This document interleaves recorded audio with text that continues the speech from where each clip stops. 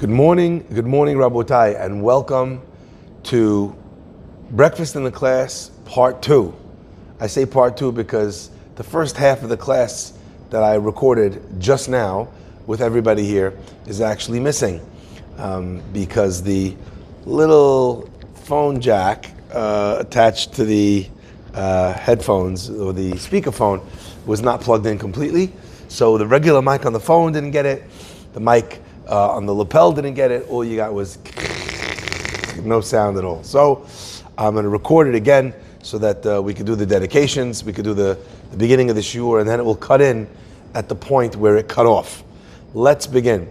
Breakfast in the Class today is dedicated for a speedy and complete refuah shlema for Joyce Harari, Simha Joyce Bat Selma Hava by her children, Eli, Max, Ben, Lori, and family.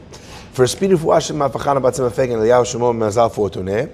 Congratulations, Mazal Tov. Today's Breakfast in the Class is sponsored by Peggy and Morris Dahan. Dedicated celebration of the engagement of their daughter Sophie to Brian Alter, Mazal Tov and Mabruk. Also dedicated for loving memory of Joe Doer, Alav Shalom L'Nishmat Yosef Ben Chenya, may his neshama have an aliyah. And thanks to the rabbis for their beautiful words of Torah every day. Claudia and Marcus Doer and family, Hazaku Baruch.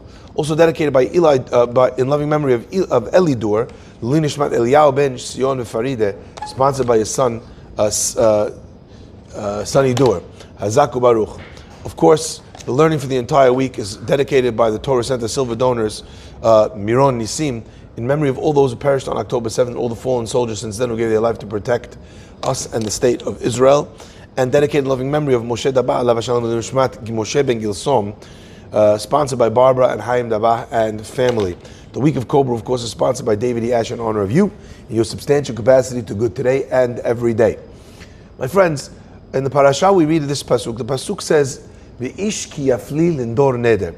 When a person will speak and make for themselves a neder, an oath, in the form of becoming a nazir. What is the obligations of a nazir? The obligations of becoming a nazir are that a person cannot for 30 days cut their hair, they cannot become tameh, and they cannot as well, they cannot drink wine. Those are the three obligations of a nazir, and then at the end of the time, he cuts his hair, he brings a korban, and that's the end of the nizirut.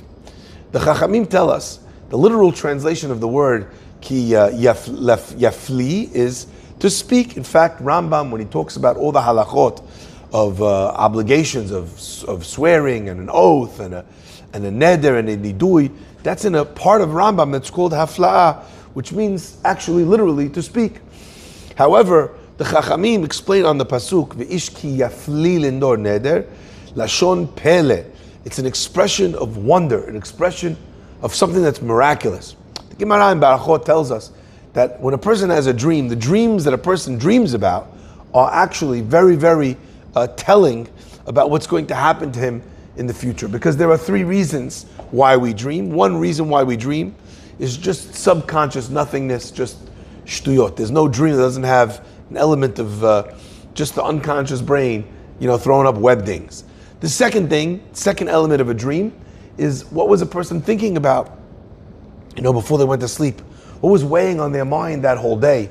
As an example, a person's worried about their store, about their business the whole day. They might then dream about business or difficulties or not having enough money. They might dream about that at night because it's what they're thinking about all the day. But the Gemara says there's the last element, the last third reason why a person dreams is because there's a 60th of prophecy in dreams. And the Gemara goes through many different dreams or things that a person could have in mind, that when they have those things when they have those things come out in a dream, it illustrates that something's going to happen to them. As an example, a person dreams about a river or a kettle or a bird. The Gemara says, "Shalosh shelomoten." There's three things that tell you that you're going to have a peaceful existence. Okay, those things. However, if a person dreams of an elephant, the Gemara says a person's going to have miracles, wonders are going to happen for him. Why? Because the root of the word for wonders or for miracles is pele, okay? And the root of the word for an elephant is pil. Okay, many times I've tried to get myself to dream of elephants, and I've never been able to do it. Even if I thought of a pink elephant before I went to bed, or if I watch Dumbo, I don't know, whatever the case might be. It never worked out for me, all right? However, if a person sees an elephant in their dream, they're zocheh to have miracles happen for them. So you see that the word pele means a miracle. So the commentators want to know, what is this miracle that we're referring to, that a person becomes a Nazir, right? It's not all that wondrous. I mean, it's pretty standard, actually. You have times that a person will go 30 days without a haircut and not even realize it. You know, maybe he's just trying to save some money, not get a haircut in Manhattan for 30 days, okay? Or a guy could not have a drink for 30 days. There's something called dry January. Or a person could be careful not to go to a cemetery for 30 days. You know, these things are elements that are not all that wondrous. So why are we using the language of Ishki Yafli? And why are the Chachamim telling us that it refers to something that is a wonder? So my friends, I want to share with you a few different ideas that really I feel communicate this principle in a powerful way. You know, in Darchei Musar, Rav Naiman, he explains this idea very beautifully. He tells a story that's brought in Masechet Nedarim. There was once a young man. He was a shepherd. He came to bring his korban Nazir, to the Bet HaMikdash. At the time, in the Bet HaMikdash, the Kohen was Shimon HaTzadik, and Shimon HaTzadik never ate from the korban of a Nazir except for this one. He says to him, why have you come? Why are you bringing this korban? The boy says, listen, you know, I'm a shepherd. I was out by myself. I came to water the sheep at the watering hole. I caught a glimpse of myself in the reflection of the water, and wow, I realized, holy cow, I am one handsome fella. Really passed my own, fit check. I'm sure some of you think that thought every morning when you look in the mirror, but I want you to feel that way. I want you to have confidence. I also don't want you to be delusional. All right. So this fella is looking in the water. He thinks to himself, "Wow, I'm so beautiful. Look at this amazing hair. You know, if I went to town, I went to the club, I went to wherever, I could get any girl to be with me." And he's having these thoughts which are not appropriate.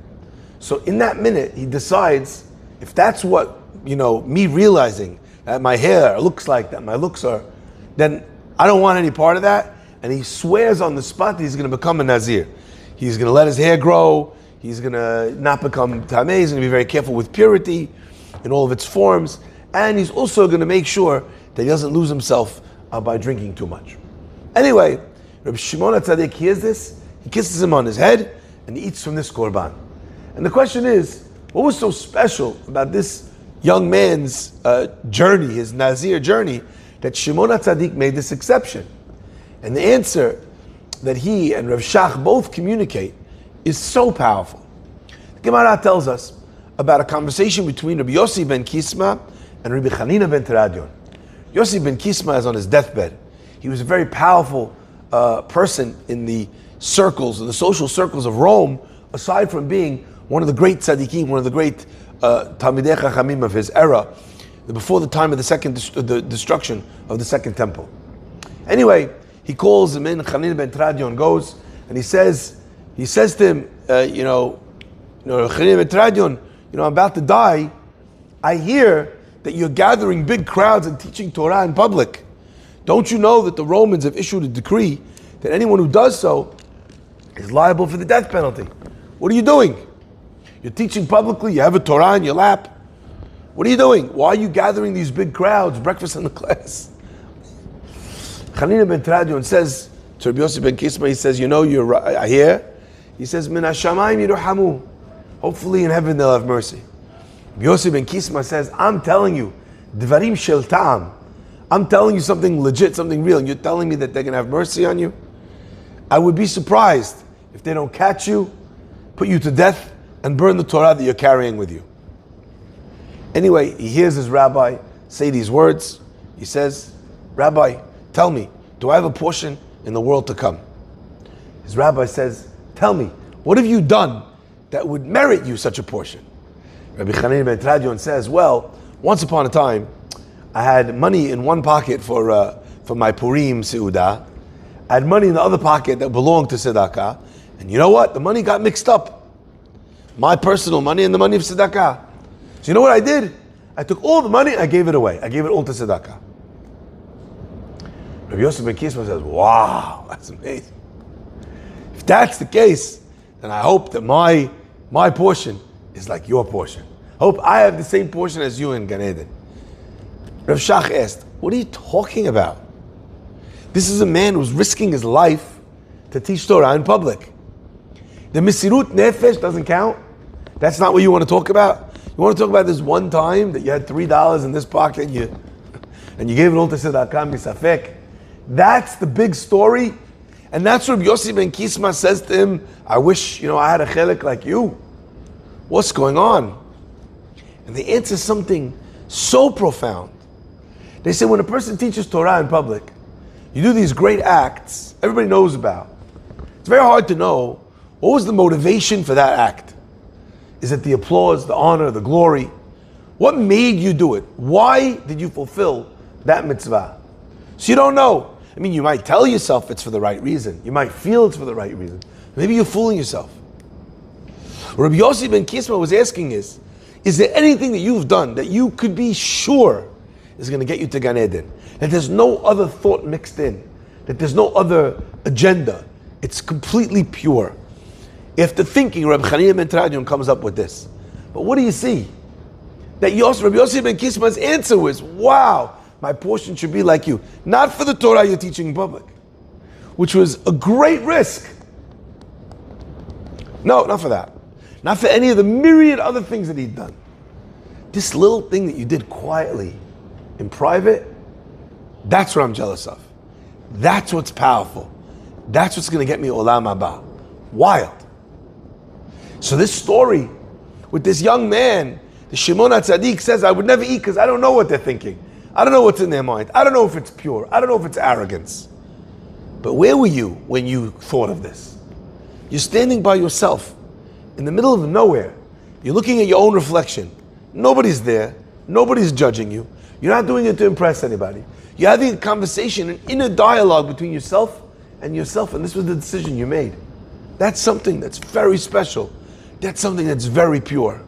What we're learning over here is that something tiny, something small, can be far greater than something big if the conditions are actually met for those things.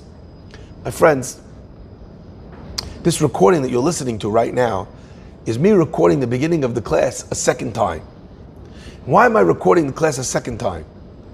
I mean, it's hard for you to see, but the breakdown is as follows. Okay? Right in front of me is a chord. In fact, in order to show you what it is that happened, I'm going to show it to you on the recording itself. Here. So take a look. Right over here, you see that? I've got a little piece here plugged in to the internet connection, so it shouldn't be a problem. You see over here, there's a little thing. This connects right down over here to a little plug, right? And then the rest of it is plugged into the phone. That tiny little jack, okay? That tiny little jack was only half plugged in. It was off by 1 tiny millimeter. That's how off it was.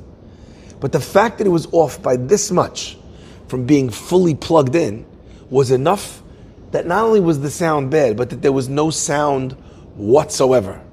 That the recording that we made zero impact, was impossible to be able to transmit. That concept, my friends, is really what I want to share with you today.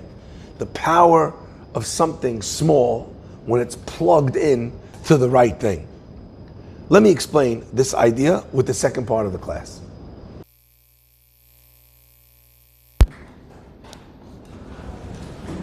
Hashem, please let the sound not be messed up for the whole class.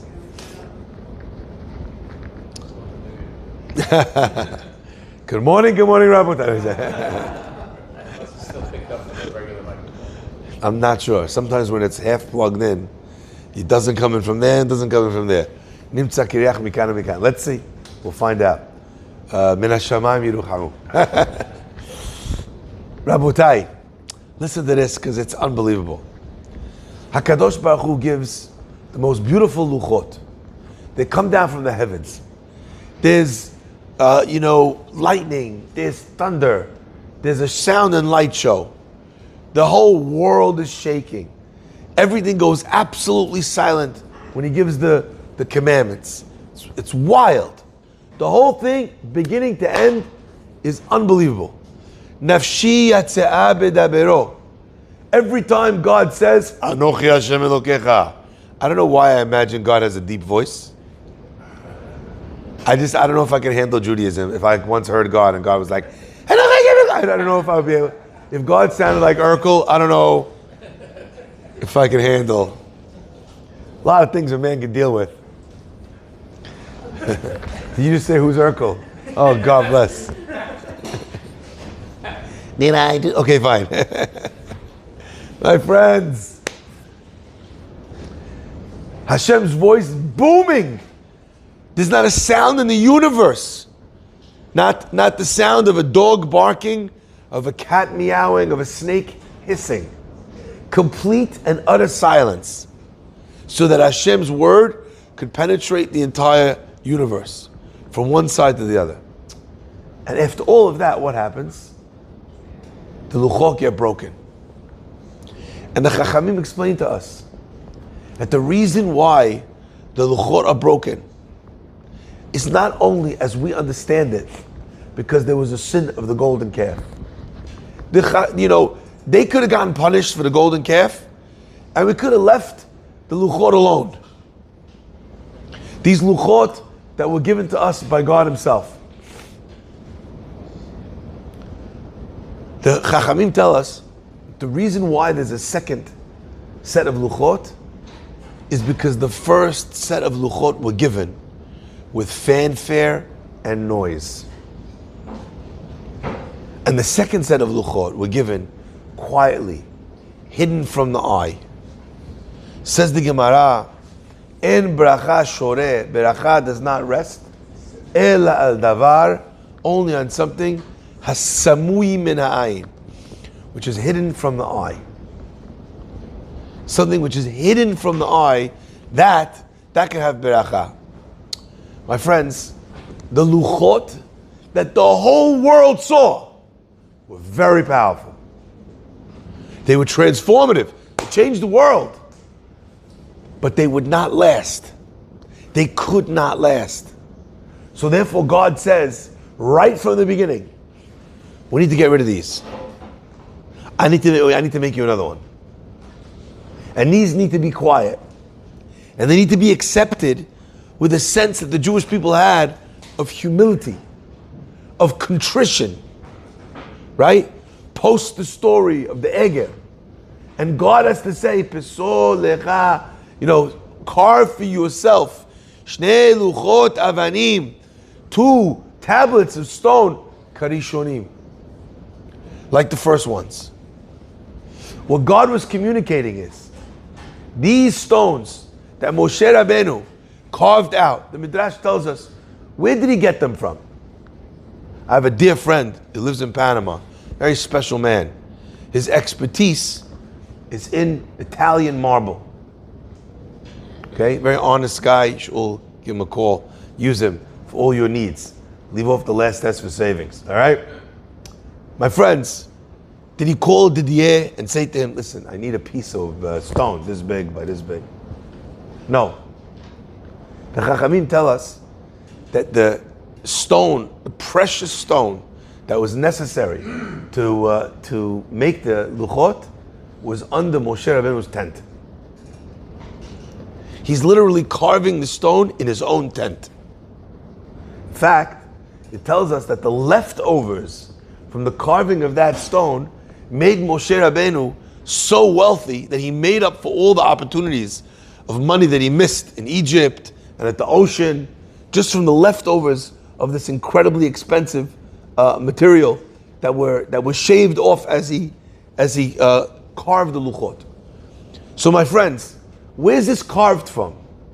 It's not sourced from some crazy place. The stones in the Choshen are given to each of the Nisi'im in the manna. The stones of the what's it called? Of Am Yisrael, all the precious metals are given at Kiryat Yam Suf in Egypt. But when it came to the holiest thing that we have, holier than the Aron. Why is the Aron the holiest thing? Because it contains the Luchot.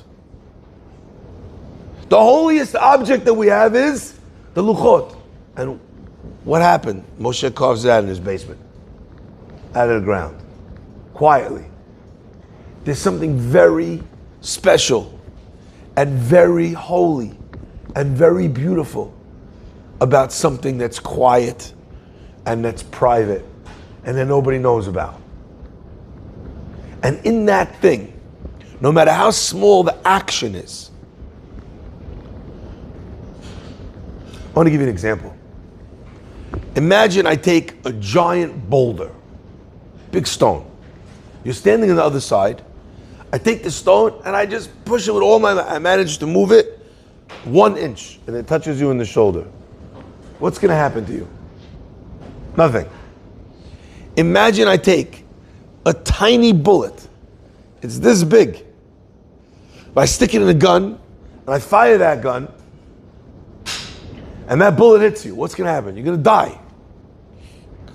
It's not the size of the thing that matters. It's the force that is exerted upon that thing. It's the intention and the kavanah and the love and the devotion that sits behind that maaseh. The smallest action with the greatest heart is far more profound and impactful than the greatest action where there's all sorts of other things mixed in. And you actually are not moving the needle all that much. So therefore HaKadosh Baruch Hu said, those luchot, too much noise. Who made the noise? Hashem made the noise. The noise was necessary. The noise was important. We needed to show it to the whole world. We needed to make sure everyone was quiet. We needed a fire and light show. But, it would not be as powerful as the second quiet luchot that were carved out in Moshe's basement. My friends, come Shavuot, we will revel in the mitzvot that we have the opportunity to do. We will get excited in the fact that on this day, HaKadosh Baruch Hu turned us from a regular Joe in the street to Am Yisrael, to a Jewish people who are light unto the nations. Says the Gemara in the name of Rabbi Yosef, look, let's celebrate this day. Because Ilav ha Yomah, if not for this day, Kama Yosef Ika Bashuka. How many Joes are there in the street?